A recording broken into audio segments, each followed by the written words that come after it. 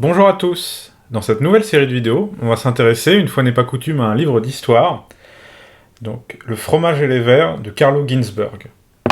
Alors, le titre est un peu bizarre, mais c'est un livre qui est très important, c'est un livre qui bouleverse complètement notre vision du travail d'historien.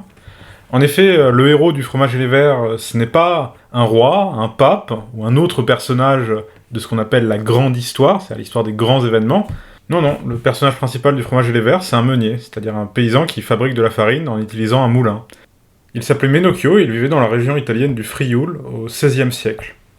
Ginzburg est en effet un des fondateurs de ce qu'on appelle la micro-histoire, qui est un courant de recherche apparu dans les années 70 et qui ne s'intéresse ni au destin des masses ni à celui des puissants, mais qui, on va dire, prend comme point de départ le destin souvent assez atypique de quelques personnages particuliers.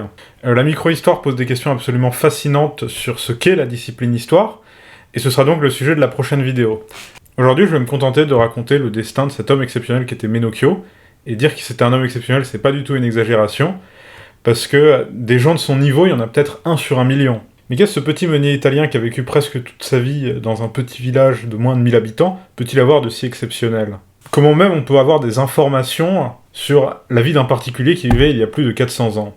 Disons-le tout de suite, Menocchio était un hérétique. Et même en fait c'est pire que ça, c'était un hérésiarque, c'est-à-dire le créateur d'une hérésie. Il a créé lui-même tout seul sa propre conception du monde qui était complètement contradictoire avec celle qui était proposée par l'Église. Ainsi, tout ce que nous savons de Menocchio provient de l'institution qui avait pour mission de traquer et de punir les hérétiques, c'est-à-dire le tribunal de l'Inquisition. Le 28 septembre 1583, le curé de Montereal, qui était donc le village de Menocchio, dénonce celui-ci pour avoir proféré des idées impies devant d'autres villageois. Le 4 février 1584, Menocchio est finalement arrêté par l'Inquisition, et le 7 février de la même année a lieu son premier interrogatoire. Le moment est donc venu d'expliquer le titre du livre et donc de cette vidéo en lisant quelques extraits, où Menocchio explique sa vision, pour le moins originale, on va le dire, du monde. J'ai dit que, à ce que je pensais et croyais, tout était chaos, c'est-à-dire terre, air, et feu, tout ensemble. Et que ce volume, peu à peu, fit une masse, comme se fait un fromage dont le lait et les vers y apparurent, et ce furent les anges. Et la très sainte majesté voulut que ce fussent Dieu et les anges. Au nombre de ces anges, il y avait aussi Dieu, créé lui aussi de cette masse en ce même temps, et il fut fait seigneur avec 4 capitaines, Lucifer, Michel, Gabriel et Raphaël. Ce Lucifer voulut se faire seigneur à l'image du roi, qui était la majesté de Dieu, et, à cause de sa superbe, Dieu commanda qu'il fût chassé du ciel avec toute sa suite et toute sa compagnie. Et ce Dieu fit ensuite Adam et Ève, et le peuple en grande foule, pour occuper les sièges des anges ainsi chassés. Mais comme cette foule n'obéissait pas au commandement de Dieu, celui-ci envoya son fils, qui fut pris par les Juifs et crucifié. Il ajoute à propos de Jésus, « J'ai bien dit qu'il se laissa crucifier et que celui qui fut crucifié était un des enfants de Dieu, parce que nous sommes tous des enfants de Dieu, et de la même nature que celui qui fut crucifié.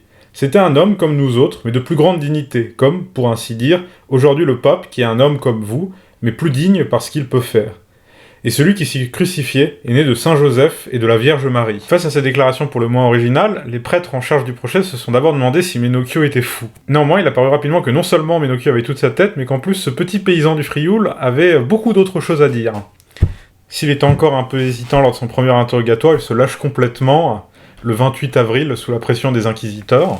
Il commença par dénoncer l'oppression qu'exerçaient les riches sur les pauvres en utilisant dans les tribunaux une langue incompréhensible comme le latin.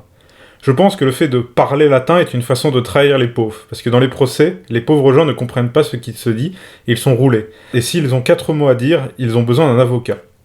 Mais cela n'était qu'un exemple d'une exploitation générale dont l'Église était complice et à laquelle elle participait. Il me semble que dans notre loi, le pape, les cardinaux, les évêques sont si grands et si riches que tout appartient à l'Église et aux prêtres et qu'ils égorgent les pauvres. Si ceux-ci ont 2 champs en location, ils appartiennent à l'Église, à un évêque ou à un cardinal. Sa critique radicale de l'Église lui fait même dire un peu plus loin « Et vous autres, prêtres et frères, vous voulez encore en savoir plus sur Dieu, et vous êtes comme le démon. Et vous voulez vous faire Dieu sur terre et tout savoir comme Dieu, ainsi que l'a voulu le démon. Et qui pense en savoir le plus en sait le moins. » Et, abandonnant toute retenue, toute prudence, Menocchio déclara qu'il refusait tous les sacrements, y compris le baptême, comme des inventions des hommes, des marchandises, des instruments d'exploitation et d'oppression de la part du clergé. Je crois que la loi et les commandements de l'Église sont tous des marchandises, et que celle-ci en vit. Mais Menocchio se contente pas du tout d'attaquer l'Église. Il défend à plusieurs reprises des idées qui sont en fait assez modernes.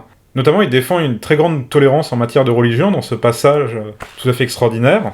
La majesté de Dieu a donné l'Esprit Saint à tous, aux chrétiens, aux hérétiques, aux turcs, aux juifs. Il les aime tous, et tous se sauvent d'une manière ou d'une autre. Je parlerai tant que vous serez stupéfait, avait promis Menocchio aux habitants du village peu de temps avant son procès. Et les propos que j'ai rapportés ici ne correspondent qu'à une toute petite partie de ce qu'il a affirmé lors de ses interrogatoires. Et je pense qu'on peut facilement imaginer les juges complètement abasourdis par ce petit paysan qui défendait avec beaucoup d'assurance une vision du monde complètement originale qu'il avait développée tout seul.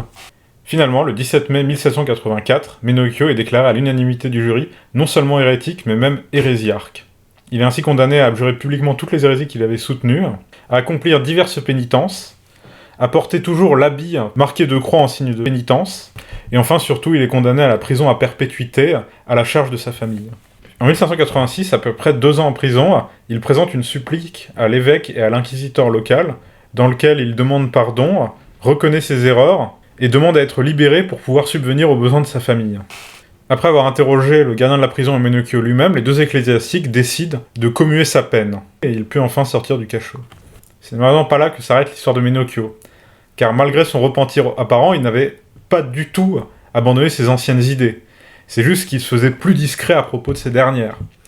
Finalement, donc 15 ans après son premier procès, en 1599, à la suite de plusieurs dénonciations, Menocchio est de nouveau arrêté par l'Inquisition, et son 2e procès commence.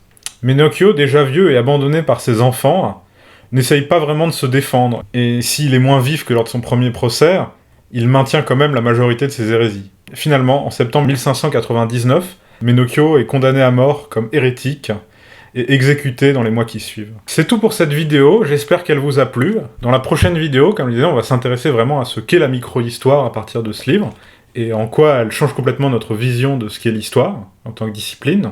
Merci pour votre attention, au revoir.